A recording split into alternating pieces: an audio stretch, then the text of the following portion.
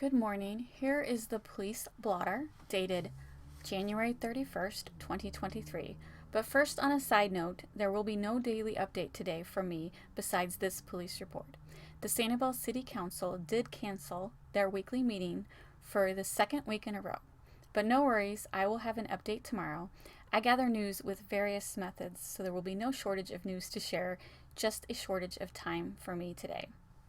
Back to the Sanibel Police update. On January 27, 2023, a GPS monitoring service notified the Sanibel Police Department of a violation of a court-order injunction.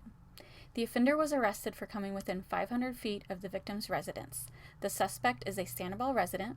He was arrested for contempt of court, violation of the order of not coming within 500 feet of a certain residence. The charge has a $7,500 cash bond that has not been posted as of January 31st. He also has a second charge of contempt of court, a repeat violation with no bond set at the moment. He's still in jail. Side note, on the second charge, there was a bunch of abbreviations listed that I did not understand. So I Googled the man's name and was shocked what his name pulled up.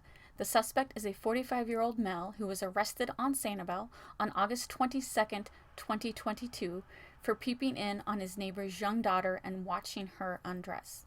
The victim's father caught the neighbor wandering near the young girl's window and immediately called the police. After reviewing the homeowner's video doorbell footage, it was discovered this was not the first time the peeping Tom walked around the young girl's window. He's been caught on camera with a phone and binoculars near this girl's window. When confronted by the police, the suspect said he was riding his bicycle when he noticed the window had no blinds. He decided to approach the window and said he noticed a girl was undressing.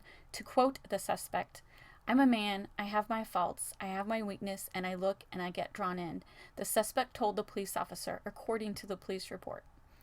I personally hate victim blaming, and it definitely sounds like the suspect is victim blaming. When this happened in August, the suspect was arrested for voyeurism first offense and arrested for loitering and prowling. Apparently, at some point, the police put a tracking ban on him because they knew by GPS that he came within 500 feet of the girl's room again this year. It must be heartbreaking for this family who has to deal with this peeping Tom neighbor whose August arrest did not stop this bad behavior. Looking through my notes, I see he was arrested again, November 29th, for coming within 500 feet of the victim's residence. So twice he has violated the court order within 6 months. When is enough going to be enough and the court system stops letting him out on bail? At this point, he is starting to look like a stalker, and unfortunately, the police do little to help stalking victims. Back to the police blotter. On January 24th, 2023, the Department of Business and Professional Regulation conducted a sweep of every street on Sanibel. 77 license checks, and 38 in-person contacts were performed by the DBPR. 0 violations were discovered during the operation. On January 27th, the manager of a local restaurant notified the Sanibel Police Department of a suspected bag of narcotics discovered under a dinner table.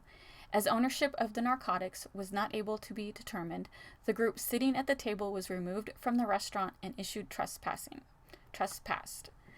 I'm sorry, that first story really bugs me. The narcotics were submitted for destruction. Officers continue to issue warnings and citations for the dewatering of pools in violation of the city ordinance. Side note, at this point, have not all the pools been emptied?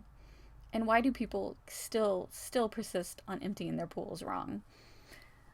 Enforcement operation statistics for the week of January 24th through January 30th. There were 2 alarm calls, business and residential.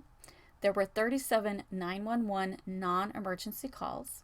There were 0 traffic crashes for the week, which is always good news.